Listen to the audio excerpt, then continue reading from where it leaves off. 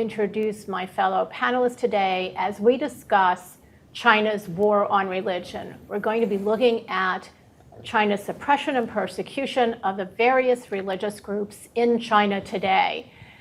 We often have programs on China and religion, but they tend to be in our own little sectarian orbits.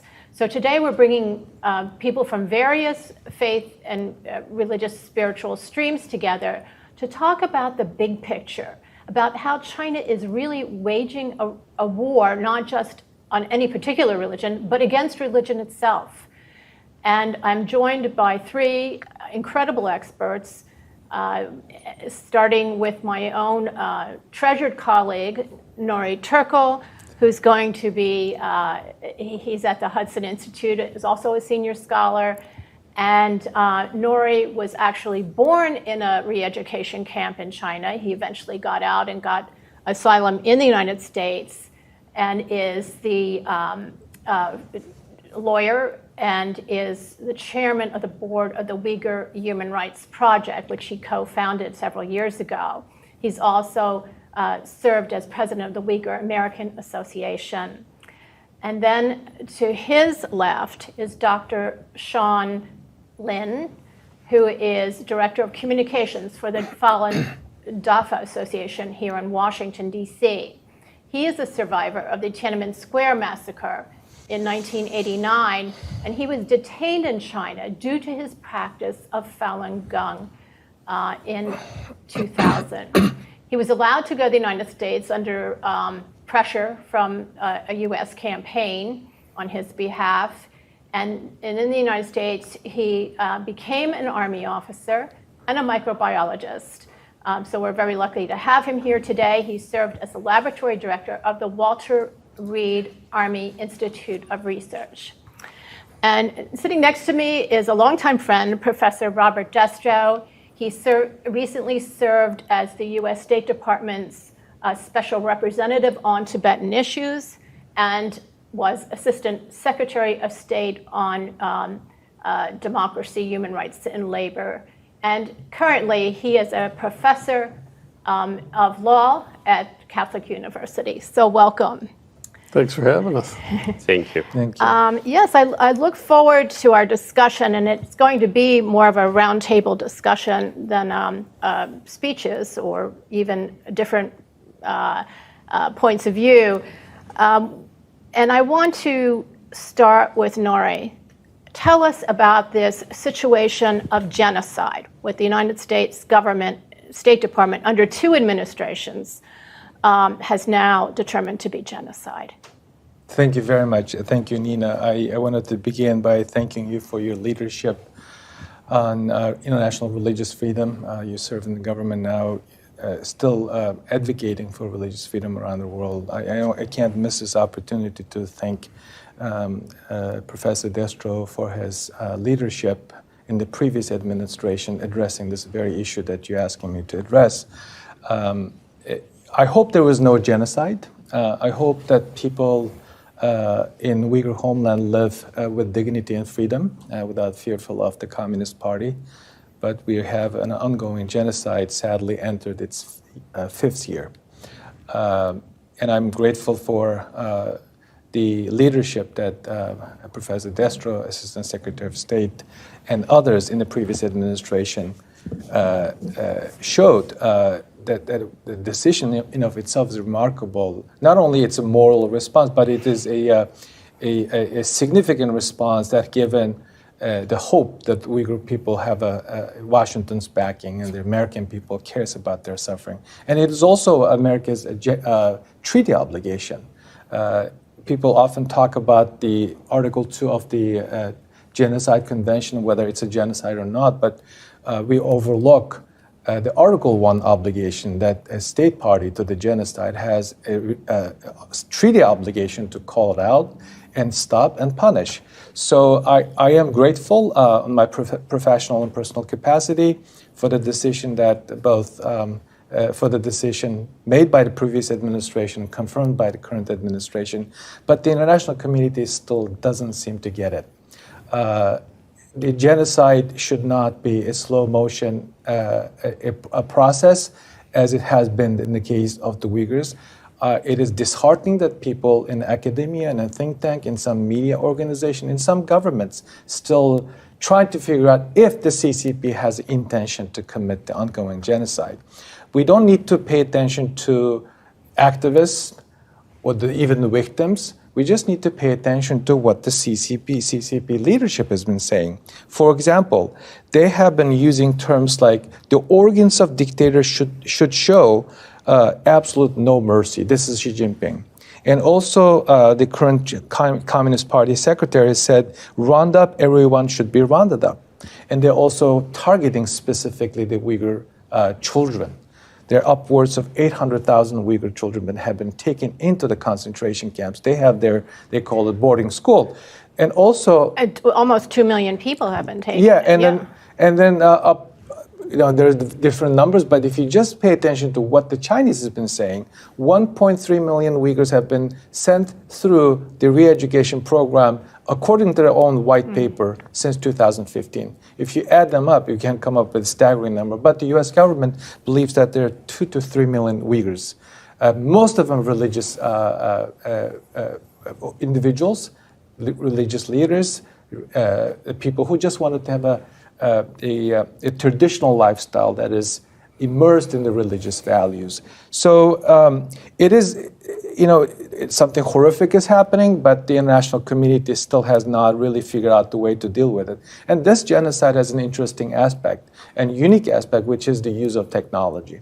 The Chinese government initially started this social credit system to test it out in other parts of China, and it worked.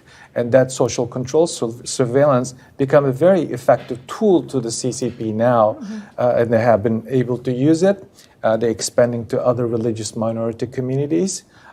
Instead of seeing the cross in the place of worship, you see tons of cameras. That has been one of the most effective. And they have this thing called facial recognition. They have the voice recognition. Recently, I hosted an author here at Hudson who wrote a book called We Have Been Harmonized. In that book, there's the lines about his visit to one of the technology firms. It says that we rule China today, but we will rule the world tomorrow. Terrifying. This is one of the companies that the United States government sanctioned by adding to the entity list in the previous administration. So technology, modern slavery, targeting on families, destruction of religious sites, and also changing the concept of religion have been some of the most effective ways that the CCP have been using in the Uyghur homeland. Thank you. We'll get back to some of those points later on in the discussion. But Sean, I wanted to turn to you. Does any of this sound familiar to your community, or what are the distinctive ways that the government has come at Falun Gong to try to crush it? Actually, way too familiar, and I feel actually pretty upset on the situation that the international society has not been responsive enough to the largest atrocities in China that have been lasting more than 22 years now. And so the Chinese government started a persecution of Falun Gong starting from July 1999. I actually want to say thank you very much, because you've been advocating for freedom for Falun Gong Buddhism for almost 2 decades now. And also appreciation to Mr. Destro, because you will spend time listening to Falun Gong practitioners appeal to the United States government, also Commissioner Turley. So Falun Gong, for our audience, is a spiritual practice, a mind-body practice. Maybe you could say it better. Yes. So it's a Buddhist systems, spiritual practice. In Chinese, we quite often call it self-cultivation to improve your mind and body. So this focus on the core characteristic of the universe. We call it truthfulness, compassion, and tolerance. In Chinese, it's Zhen Shan Ren. So that is your motto. That's our motto. That's your value system and principles. Yes, and coupled with 5 sets of exercise to improve your physical condition. It's actually a very comprehensive improvement for your both mind and body and spiritual aspect. So when it spread out in China from 1992, it quickly attracted more than 70 million Chinese people following this practice by 1999. So this is one of the reasons the Chinese government feels threatened, because the rapid growth of the Falun Gong followers, and also because the spiritual teaching is totally different from the communist ideology. And so former leader Jiang Zemin decided to crack down the whole group, so lasting more than 2 decades. And the technology they use, the system that they use to persecute Falun Gong has been also cloned to many other religious groups as well, and from brainwashing, from torture, slavery, and also even the forced organ harvesting. So many of the evil crimes that the Chinese Communist Party have been enacted upon Falun Gong practitioners has been pushed out to the society, to many different sectors. And just as the China Tribunal on forced organ harvesting in China have concluded, this atrocity happened in China is proved beyond reasonable doubt, and Chinese government have been killing a large group of Falun Gong practitioners, and Falun Gong practitioners is the major source of the victims of organ harvesting, also as well as the Uyghur group as well. And so tell the audience what organ harvesting is precisely. So basically, the Chinese government, in the context of punishment, of course. So in the context of punishment, they incarcerate a lot of prisoners of conscience, right, including Falun Gong practitioners and Uyghurs. So they can treat them as an organ farm. So when they are incarcerated, the government collect their blood type information, tissue type information, and build up a large database. So in the transplant centers, if they have a request for certain type tissues, blood type, or organs, they can search the database and then identify the person in the prison, and then they go kill the person, harvest the organ, and then ship to the transplant center, and then make profit from this whole process. So they're living donors and unwilling donors of their organs. So these are detainees or prisoners? A lot of detainees and prisoners of conscience and different ethnic groups as well. Mm-hmm. And so Chinese government have utilized the police system, judicial systems, the medical system, working together to enable this chain of profits, a large industrial scale of organ harvesting. So it's a huge way to punish any different group of people being incarcerated inside China. And the government can now, in doing it, even if they identify a matching, they can go to your house to arrest you in any names and then harvest your organs. It's absolutely ghastly and chilling. And the UN special rapporteurs on various human rights issues, women, prisoners, detainees, fair trial, so forth, came forward this summer, 12 of them. Mm-hmm. They did not have to do this, but they issued a press statement together, jointly, saying that they were alarmed at credible evidence that this is happening as a form of punishment against ethnic and religious minorities in China. And it is spreading. It is a spreading phenomenon. It maybe was pioneered with Falun Gong, and now is spreading to all the other ethnic and religious minorities, including the Christians, including the Uyghur Muslims, including Tibetans. So has the UN responded at all to that? The UN itself, have they taken any steps to respond to this extraordinary press release that their own independent human rights investigators have released? It is actually a shame for the United Nations not to respond to this situation. And several years ago, a nonprofit organization called Doctors Against Forced Organ Harvesting actually raised millions of signatures and formally presented the United Nations High Commissioner for Human Rights.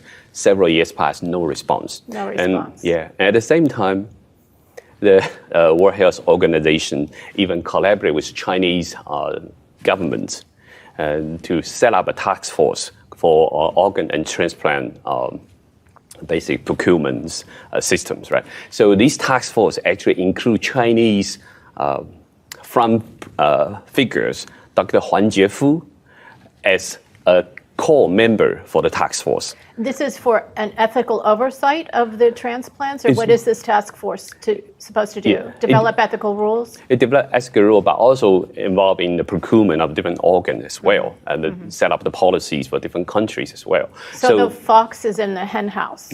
Yes, and so actually this idea was raised by Dr. Huang Jiefu, by the Chinese government, and the WHO embraced it and blindly believe the Chinese government will change, will reform. Just like if you believe in a vampire, will give up the habit of sucking blood from people. It's kind of ridiculous. Yeah. Bob, you were the special expert on Tibetan situations at the State Department. What can you tell us about the Tibetan Buddhist experience? Well, the Tibetan Buddhist experience is very much the same as what we've seen with the Uyghurs. It just happened sooner. Happened earlier. So basically what you have to do is look back to the 40s, when China first started coming in and taking over Tibet. And I think that Sean's point about the organ harvesting is also true with respect to Tibet, because Tibet it's a unique place. It's got a unique history, a unique language, and a unique culture, and a very unique religion, which pervades all of it. But if you see Tibet as a very large prize, because basically, from my point of view, the Chinese government is an organized criminal enterprise. It's now selling the organs of its own people. And it's not just, it's the Uyghurs, were the brunt of the beginning of it, but it has certainly expanded. The Falun Gong have been very much involved. But just ordinary students are now disappearing too. Because once they have your DNA, they can match you right up with a transplant center. They're very, very proud of this. I mean, and that's a little bit of a talk we can have about strategy later. But what you need to understand about Tibet is that it's an area of incredible physical beauty and cultural richness. It's the source of South Asia's great rivers. It sits up on the top of the plateau, so it's incredibly geostrategic and environmentally important. It's the key to the Belt and Road Initiative. It's the key to Chinese, the Western military things, and it gives China control of both the military, because if you have your missiles up on the top of the plateau, you can hit anything. And it also gives China control of the key water resources of all the neighboring countries. Very strategic. And so Tibet was and remains today the key proving ground for all of the things we're talking about. It started up with the extractive, getting the minerals, getting the people under control, the coercive, forcing the Dalai Lama out, the repressive, the intrusive, the pervasive surveillance state. There's even a 5G system, data collection system on top of Mount Everest. Oh, yeah. Surveilling Tibet, but also collecting data from the rest of the world. Oh, absolutely. And one of the reasons that the Chinese consulate in Houston was shut down is because it was a big spy operation on the medical technology community in Houston. So if you really want a nice kind of cogent one-word, descriptor of what the Chinese are up to, they're extraction experts. So basically they will sell, they will monetize everything from the natural resources to your liver. And that's what we're dealing with. And anything that gets in the way, particularly religion, because originally Falun Dafa was actually pushed originally by the Chinese government as an effective way for people to get in touch with their inner selves. A lot of the training was done by Chinese embassies, and then the Ministry of State Security figured out there's more of them than there are of us. And then it started to get cut off at the knees. And to this day, the Falun Gong is perceived as an existential threat, and so is the rest of religion, but the Falun Dafa in particular, because they're Chinese.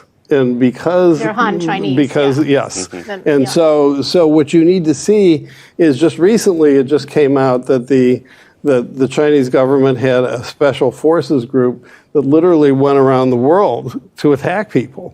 Well, we've known they've been doing that for years, and if you don't think they're doing it here, of course they're doing it here in the United States. Mm-hmm. So the question, what do we do about it? That'll come later. Yeah, that'll come later. Yeah, but it occurs to me as I hear the three of you talk that really a case could be made for genocide or signs of genocide for all three communities: Tibetan, the Falun Gong, and the Uyghur. And these attacks have been specialized and specific at different points of time, but there are a lot of similarities. I've been following the Christian situation very closely, and what I'm seeing is a two-pronged attack against it, and it's a fairly recent vintage. There was a crackdown during the Mao period and the Cultural Revolution, but Christianity really started to flourish, and to the point where the estimates range from 60 to 100 million. And so it's like Falun Gong in terms of numbers.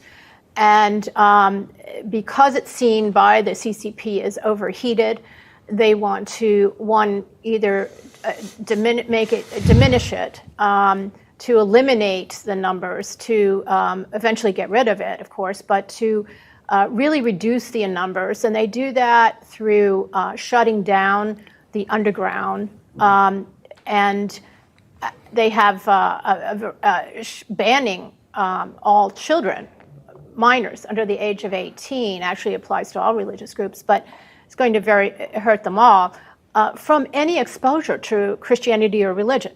So that eliminates a lot of people right away, which they of course enforce with surveillance and registration upon entry into churches. The other method that they use is to transform Christianity, to make it serve the Communist Party, to make it a branch of the United Front Work Department, so that it's hollowed out, and President Xi's speeches have to be the center of the homilies, the sermons. Xi's photograph is replacing Jesus Christ's image in the churches.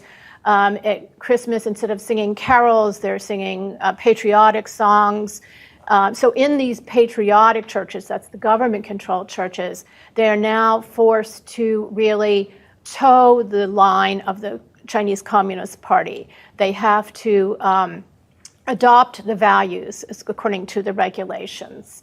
Even the Bible is there's a multi-year project underway to reinterpret the Bible, if not retranslate it. We don't quite know what it's going to look like.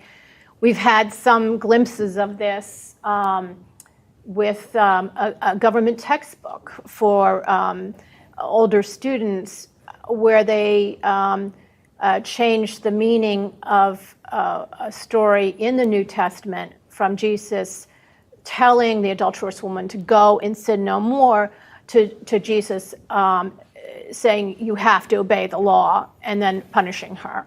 So this is, again, the Communist Party position is that there is no mercy, that this is the law, you must obey what we say, even if it's not a good law. Right. And it's really shocking that they're going after the Bible, the very sacred text. They're appointing the leaders of the Catholic Church, and despite this agreement with the Vatican, which has gotten quite a bit of attention, the Vatican seems to have gotten very little out of it. There's a bishop in Fujian who was one of the new appointed bishops by the CCP, and he really exemplifies the model new Christian leader. He, upon being appointed, he marched his diocesan priests into a socialist institute center, with a great deal of fervor, saying that we are going to follow the path of socialism. We're going to be re-educated so that we can follow the path of socialism. So Cardinal Zen of Hong Kong, who's so esteemed around the world, he said it's like being put in a little bird cage, that there is no freedom of religion. In fact, Christians who don't go along with this program, Christian leadership is being picked off by the CP. You don't see huge numbers like the Uyghurs all being put into detention camps for re-education, but you do see that with the leaders who don't go with the program. And they are being put in black jails, which is a form of detention where you have no idea, no rights, no due process, no access to lawyers, no sentence, no trial. And people who've emerged from them said that they were put for months or years. There was a group of priests that were put there for 6 years. There's somebody else who recently got out of 8 months in a basement with no windows for 8 months, where they were questioned around the clock. They're subject to struggle sessions and white torture, which is the kind of torture that doesn't leave scars. So sleep deprivation, or maybe some beatings that, the bruises go away then before you get out. So there is that brutality, but it's basically this high-tech surveillance and the supplanting of the leadership and the sacred texts and the imagery and the architecture with communist-approved examples. Some of the Protestant leaders have been put on trial. They have received sentences of 7 years, 9 years. I'm thinking of Pastor Wang Yi or Jonathan Cao, who is actually a resident of North Carolina. But for the most part, I think because the Chinese party, the Communist Party, and leadership is afraid of losing Western trade and benefits, they don't want to do to the Christians what they've done to the Uyghurs, what they've done to Falun Gong, and to the Tibetan Buddhists in large numbers. They don't want to be graphic. They don't want to have the images. They don't want to have the martyrs at this point.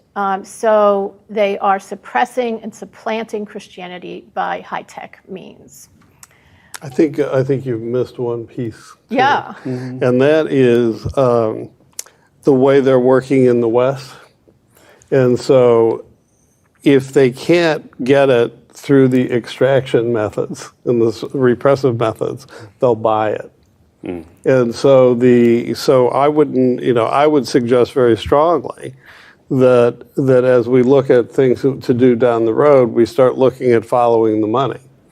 Because we know here in the United States that the Confucius Institutes were put into American universities, that you said you thought the Vatican didn't get much.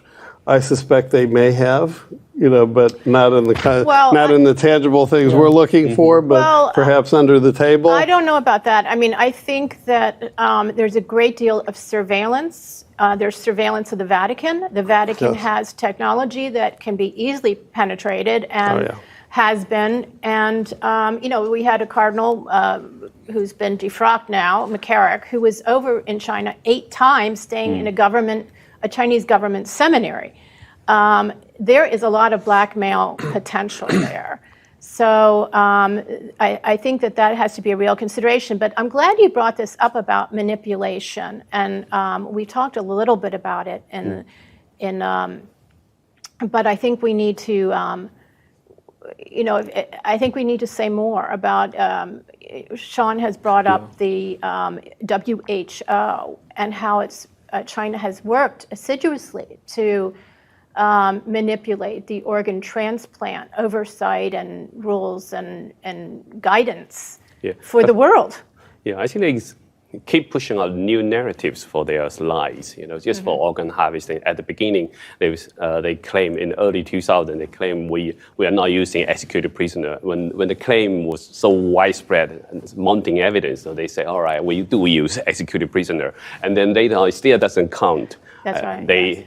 finally say, oh, we need to establish a organ donation system, right? And then they try to bring in the WHO, bring in the transplant society, the medical professionals, in order to systematically brainwashing the world, saying, oh, China is doing reform. So they changed the narrative. They changed the narrative. They were saying initially that it was death row prisoners that had been executed, and then the numbers still doesn't match. Yeah, still doesn't match. And another important aspect is the media, because the Chinese government has systematically expanded their megaphones overseas, right? So they influenced even New York Times, Washington Post in the United States, right? So, and Falun Gong issue to them is always taboo. The Chinese government said, don't mention about Falun Gong issues. And so you will see very, very little media report.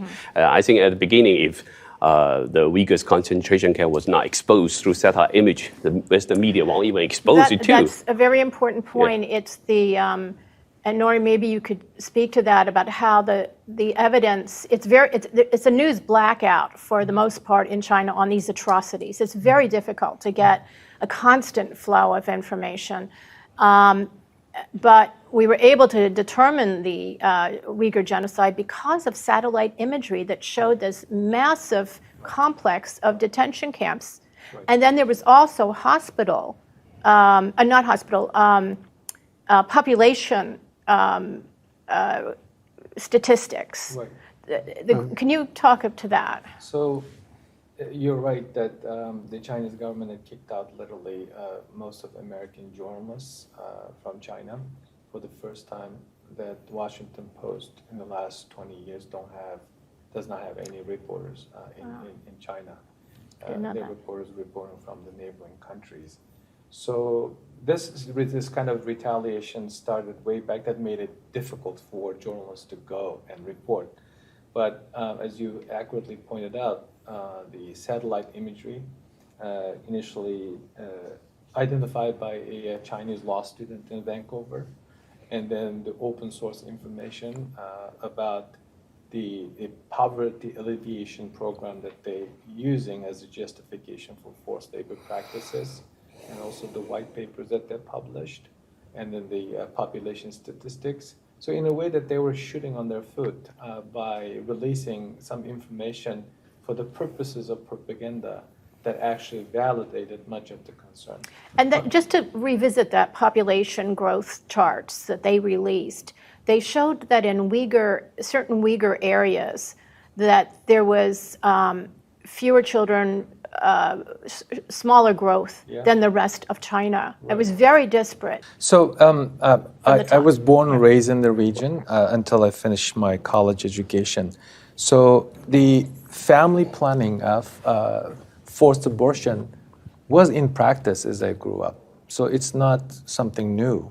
But what is new is that they are going after middle-aged women. I've interviewed several of those middle-aged women who were subject to, I'm talking about 51, 52-year-old women who had no plan on conceiving another child. But the government is so fearful and so brutal, they even subjected middle-aged women to forced sterilization. So it's not something new. As you may know, that they had always claim that we have a preferential treatment, but that preferential treatment allowing the Uyghurs to have 2 children also has a condition. You have to have a prior approval, and you have to have a waiting period between the first and the second child. But that's a story, that's a history now. So what is so significant about this current revelation is that in just last 2 years alone, they prevented birth rate by almost 60%. That is a staggering number. Yeah, and this is based on the information that they put out. This is not made up by American scholar, or German scholar, or U.S. government. It's from the government data. That's all. That's been and open source. They removed it ever since, but it has been written, documented. So it's indisputable that the Chinese government on a mission to destroy the Uyghur nation. Yeah, so over a couple of generations, there won't be any Uyghurs. I mean, if this keeps up like that. Even the ones that have been compliant may not be fully look like the Chinese, because physically, culturally, traditionally, Uyghurs are very different. They're Turkic people. And also they are Abrahamic believers. It's very difficult I need to point out something in relation to the previous points that you all three making about CCP. CCP historically managed religion, but now they're trying to either change it or destroy it. So the syncretization of religion in China, in a way, to the Chinese government to create a new type of religion. You cited the Bible. Yeah, they're particularly fearful of Abrahamic religion because they call it the Western religion that comes with the values that goes against the Chinese Communist Party ideology. And now we have this new thing called Xi Jinping thought that does not really go hand in hand with the Western religion. So they're primarily targeting the Western religious practitioners. The Tibetans and Falun Gong practitioners have been subject to various forms of human rights religious persecution, but as you pointed out, but the new trend is just to target those who have connection to the other religious practices outside of China. Yeah, they have a different reason or rationale for targeting each group. But when you telescope out, they're doing similar things to different groups. Who could be more Chinese than Falun Gong? I mean, it's an offshoot of Buddhism, and it's not an ethnic minority. It's majority Han, and it's perfectly consistent with Chinese traditional values. Yeah. But they fear, I think, they hate and fear any kind of ideology or value system that is different from their own CCP standards. If I may, there's an important angle in that. To the Chinese Communist Party, any organized religion, any practice of religion or belief is perceived as a threat. It used to be perceived as a sign of disloyalty, that you're supposed to praise the motherland, worship the Communist Party. But now they're perceived as a threat for the survival of the CCP. Back in 2013, Xi Jinping's secret speech was released that has a very specific line. It says so-called religious freedom is a threat. We need to push back. They specifically focus on three things: religious freedom, freedom of speech, and freedom of press. That they specifically, when the Communist Party leadership delivers speeches, every word matters. That's essentially a policy statement that sets the tone. So people wrongly sometimes kind of irresponsibly claim that what is happening in China to religious minorities is something connected to what they have done. It's not true.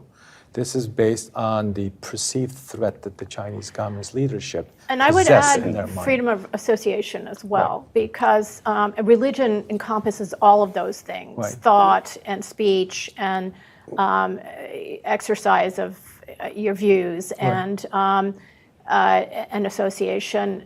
There is no other really civic society group that I know of in China that within their group shares a worldview or a value system that's a life guiding value system, like these religious and spiritual groups, and that have an infrastructure of an organization. There really isn't any civic society. I don't know, Bob, do you find that? Or Well, yes. I mean, I think outside the party, I should say. Well, outside the party, no. I mean, the only thing that's remotely comparable, but it's really more like the party, is the big business. I mean, because it's all centralized. You want centralized. You want to maximize profit. You want to maximize control from the center. And so I think that, for audiences who are not Chinese, you're well advised to pay attention to the book Total Warfare. Because the whole thing is making everything subordinate to the party. And that includes, by the way, American tech companies and American banks, because historically, if you go back into the history of China, it was never an expansive empire, like other empires were, like Napoleon or the Roman Empire. But it was a tributary, basically it was, you could go ahead and do what you wanted. You could make your money as long as you paid tribute and you did your kowtowing. And that's what they want. They want, if Amazon will kowtow, then they'll do it. If they won't do it, then, and what I fear is that, what has happened to these three communities, Tibet, the Uyghurs, and Falun Gong, is that's coming to a community near you. Because now you're looking at American high tech with Chinese characteristics. Right. So this assertion of control, it transcends just the boundaries. It's a of model. China. It's an alternative model of life and existence that the Chinese self-consciously are competing with against the liberal democratic model. Right. In 2018, there was a column published in the state-run media in China, specifically said that don't listen to the Western governments. Their message is to those despots, these authoritarian leaders around the world. Watch our model. We Yes. can show you a Yes. few things. It's seamless. It's painless. And We don't go around and bomb cities and destroy communities like the Americans did, but we have a better way. Follow our model's a better one. So they're actively promoting. As of late last year, more than 80 countries already adopted Chinese surveillance technology. What does that mean? That's directly threat to privacy, human rights, and religious freedom. More importantly, threat to democracy. so And I they, think they kind of serve it from two aspects, right? So first, they do the total war against different religious beliefs. So they want to control your mind, your spirit first, right? Regardless of different religions, they can use different tactics. And when they control your mind and then support it with technologies, so you can have a micromanagement. So Chinese government actually starting from Xi Jinping time have been pushed out one concept, it's called grid management. So it's treating the whole country like a large internet system, so many grid points, right? So now they even down to microgrid management. grid management. Let's talk about the social credit score system. I know that in the Christian churches, it's begun. They actually have it in the May 2021 rules on religion, that when you enter a house of worship, you have to register, you have to be in the register, and they have a system, they explicitly state, a system of rewards and punishments for each of the leaders of these houses of worship. So the rewards and punishments can be, again, they're very invisible. It's not like they're going to, have photographs of people being tortured lying around, although they do that in places like Xinjiang when they can get away with it, or they think they can.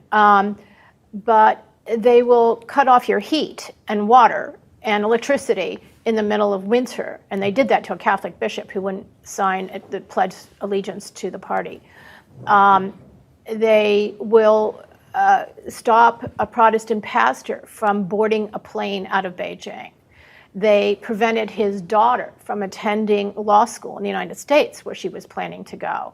Others are deprived of being on the list for public housing or other health benefits or getting on modes of transportation.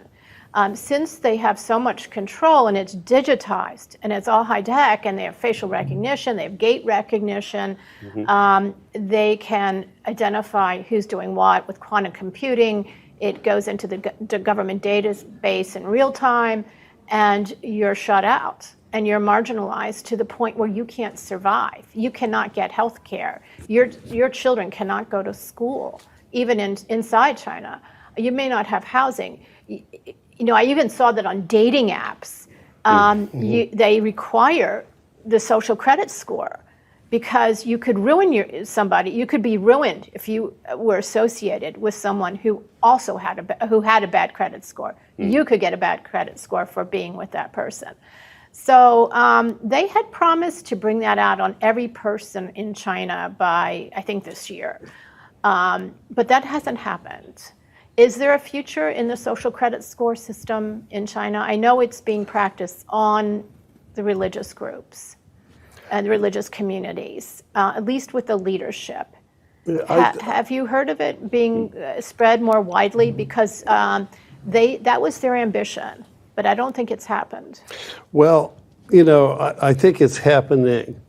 I mean, that many people think of for example, one of the things I worked on at the State Department was the Great Firewall. And people think of it as kind of a Berlin Wall. It's not. It's kind of it's almost like a plasma, like when you see in Star Wars the force field, that it shapes and it shifts. And it's always measuring and surveilling who's coming in, who's going out. And what that is that net is gradually shrinking. So you had it around the country. Now it's getting down to the part around people. And we're seeing the emergence of that here in the United States as well. The deplatforming of people is social credit scoring. Canceling. The canceling culture. There's about to be a release of a credit card here in the United States where they will give you carbon credits. That's social credit scoring. Yes. And this question about, are you even the vaccine passports are like that. You can't go out. You can't go to school. Today I saw in the newspaper you can't get an organ transplant. So I mean, this whole idea is unless you play by the rules, then we're going to take things away from you, which is the antithesis of the idea that human rights are given to you by God. And that you're born free and you're born equal. Everything is a gift of the government, everything is a gift of the party. And so you either play by the rules or you don't play at all. It goes beyond playing by the rules. It's also being enthusiastic, proselytizer of Xi's sayings. I mean, they have removed the 10 Commandments from some churches in China and put up Xi's sayings instead. I mean, it's being fervent. It's championing a cult of personality almost. Well, that's the way I see it. No, it's exactly right. I mean, a long time ago, when I went to Russia for the first time, I spent some time with a judge in Moscow. And he said, and he was talking about how he really wished the judges could be independent. He said, but they control the keys to my apartment. And so if I want a bigger apartment, he says, they're not going to say I must do this. I just know that unless I do that, then I will never get another apartment. I mean, so this is a classic communist way of controlling people. And the more subtle, you use the term white torture. I mean, this is just, It's a bloodless, invisible way of behavior control. Right. Self-censorship. There's also another interesting aspect about the Chinese society and the government practices. One, under Xi Jinping, even those who have a tendency of this judge to do the right thing have been scared. Based on various reports, Xi Jinping put away about 500,000 Chinese cadres with accusation of committing corruption, being corrupt, or other unethical behaviors.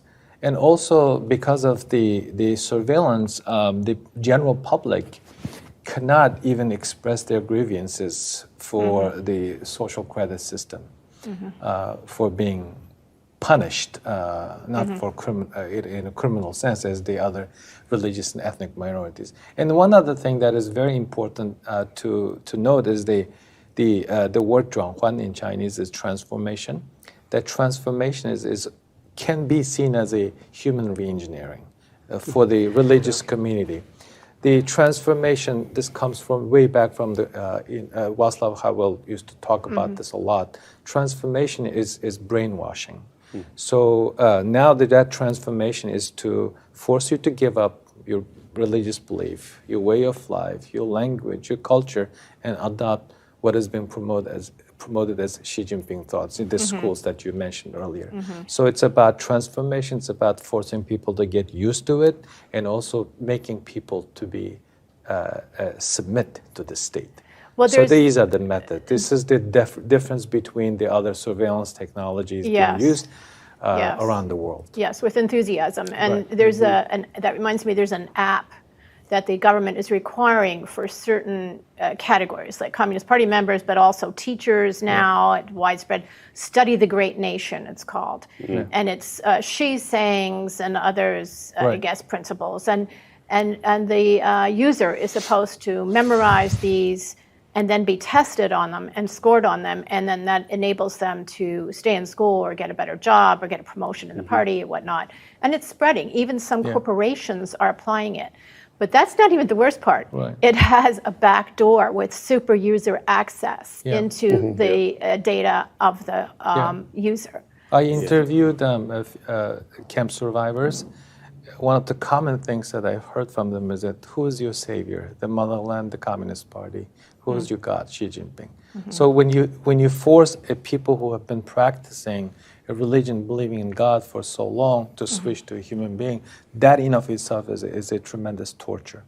What can the U.S. do? What can we do? What can Americans do? What can the West do to stop this? One of the things that occurs to me is information, that we need to have an exchange of information with the people of China directly, and with our communities. But and that's not so easy because of this great firewall. And it's shrinking. There's opportunities of visits and entire areas like Xinjiang that may be cordoned off, and you can't even get there. And the Post is no longer there. Washington Post is no longer there. Right.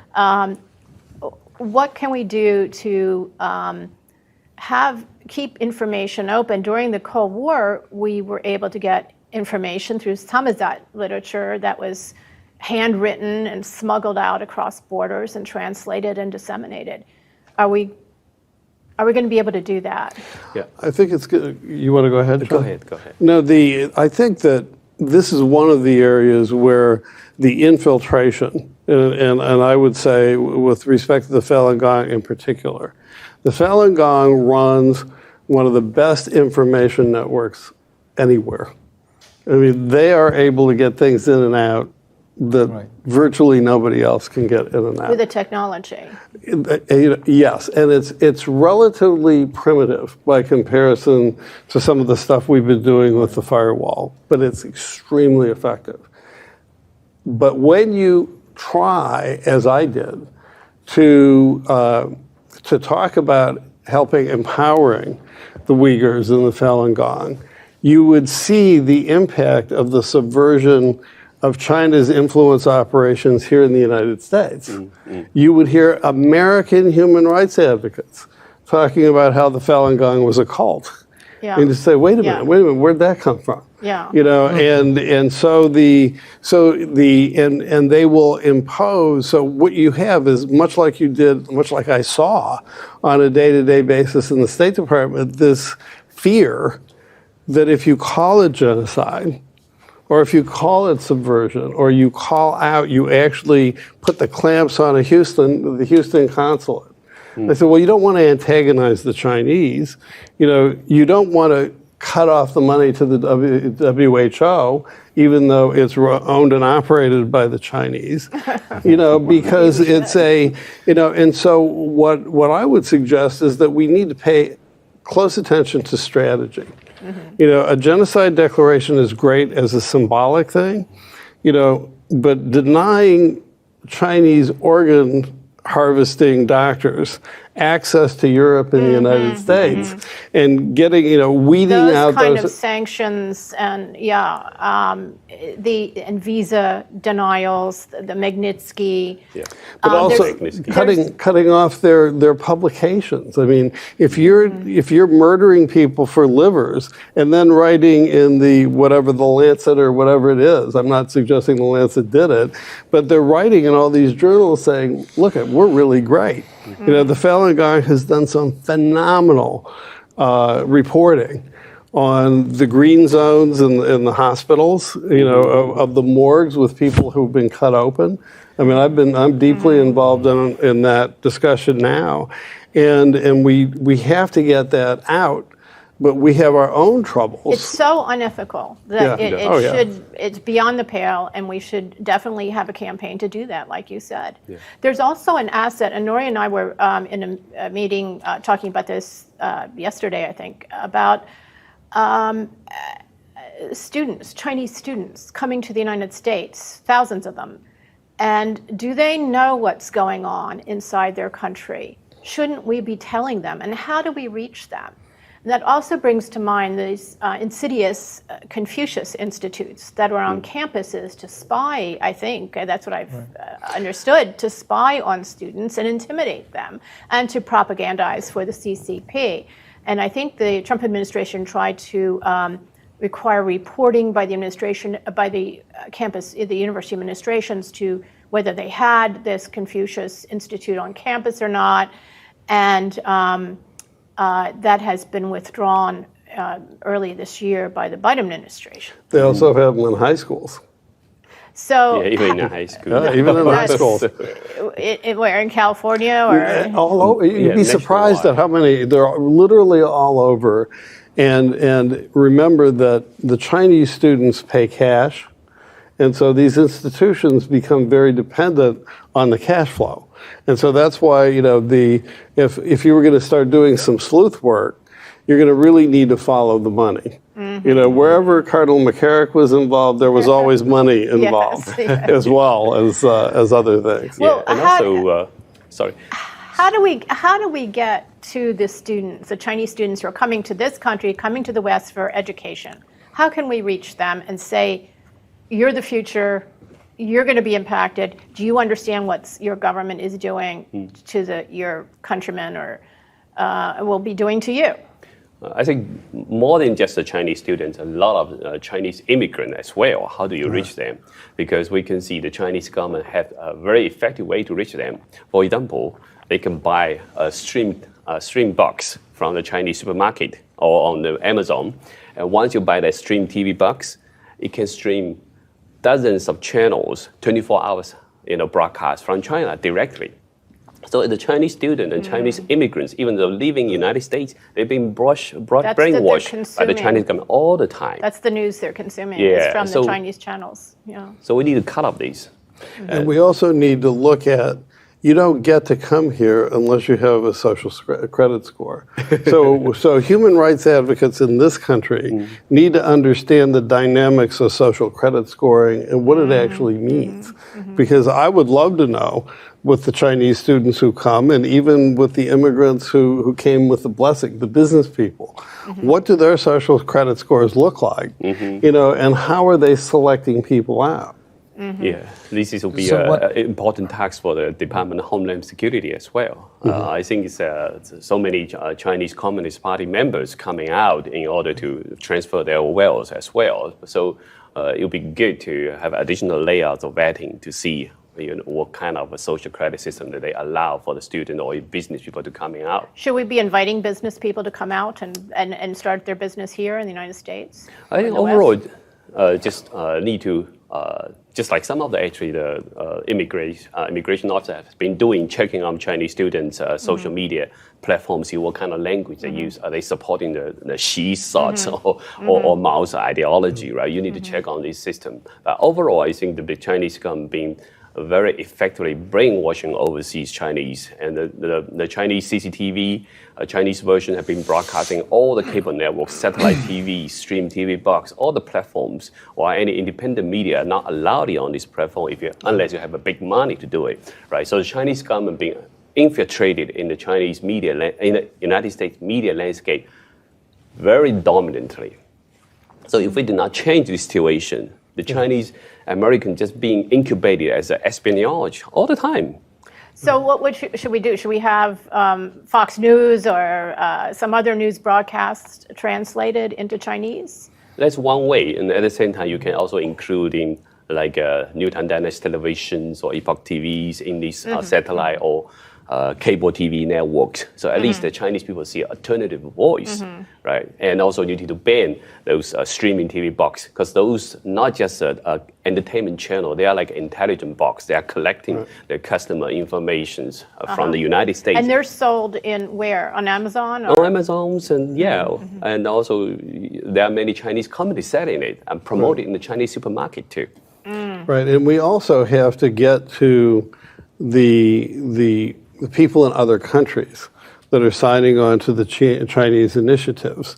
And it's almost like when we sign on, and I'm not making the analogy, but it's basically, look at what we'll do for you for free. But then you never see what the cost part of that equation is. I mean, so I have friends in the Caribbean, for example, who say, well, we're concerned about Chinese influence in Jamaica or in Central America. And you say, well, look, are you sure you understand what the Chinese expect to get out of this? Don't look at it necessarily as a defense threat to the United States. This is always about China Inc. That's why I said this is an organized crime family. So if you think that your sugar is going to stay in Haiti, it's not. It's going to China. Your coal is going to China. It's an extractive. Well, look what has happened to Hong Kong. Here is this agreement between the UK and Beijing for one country, two systems that they completely violated, demolished. And then, the Vatican goes and signs its own agreement with China, thinking that they would get a better deal or a fair deal. I mean, China has no compunction about breaking its agreements, even after the other side has fulfilled their end of it. Well, I can tell you from... And there doesn't seem to be a real ethical...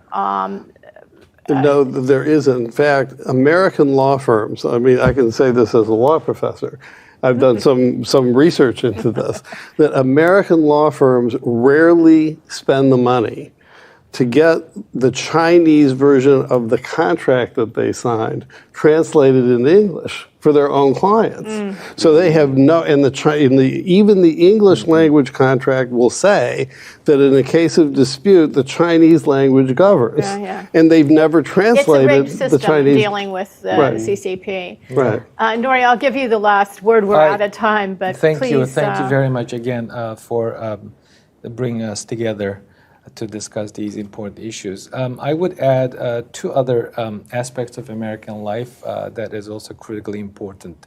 One, the recognition. We got to be careful when we're addressing China or Chinese. We need to keep the focus on the CCP, the main culprit, and all those violations we've been discussing. And then the other thing that we need to be mindful is that the corporate complicity in this business. I've heard from members of Congress, administration officials directly, that business community has been unleashed at the request of the Chinese to lobby against our own government. A case in point, there's a anti-slavery bill, Uyghur Forced Labor Act, that has been pushed back by members of business community, American Chamber of Commerce, lobbying against that bill. Several other global brands has been implicated. Anyone who can do a basic open source research can find out the names of those companies. So the American business community need to get on the right side of the history. The Bible printing business is basically monopolized by Amity Press in China, which at the top of the totem pole is the CCP. Right. And they are actually the Bible publishers here in the United States, like HarperCollins is a big Bible publisher, and Christian Bible publishers are using this printing press and for all of their Bibles, and they produce about 20 million a year. They print 20 million a year in China. So it's 85%, 90% of American Bibles. And when the Trump administration put tariffs on China, those Bible publishers were in Washington lobbying against tariffs on China. Right. And they said it would violate our First Amendment right because we wouldn't have Bibles. That was the rationale given about why they were in Washington lobbying against tariffs on China. So it's a very dangerous situation. There's strategic industries, as we found out during the COVID pandemic. There's the pharmaceuticals there that we're dependent on them for that as well. It's un-American and it's unconscionable. It's unconscionable. It's hard to fathom that American corporate community, American businesses, don't even understand that slavery is no go. Yeah, yeah. Well, I think we need to get our information out, and I think that the American people and Congress should be looking very closely at what is happening to each of the religious communities in China, because they're one of the few examples of an independent sector, of a truly independent sector that has an ideology and an infrastructure and value system, an overarching value system, life value system that is different from the CCP, and look what is happening to them. These are being pioneered on these communities, and as Professor Destro said, it's coming to a place near you if we're not alert to it. Right. Thank you all very much for joining me thanks for today. having Thank you us. very much. Thank you for very organizing. much.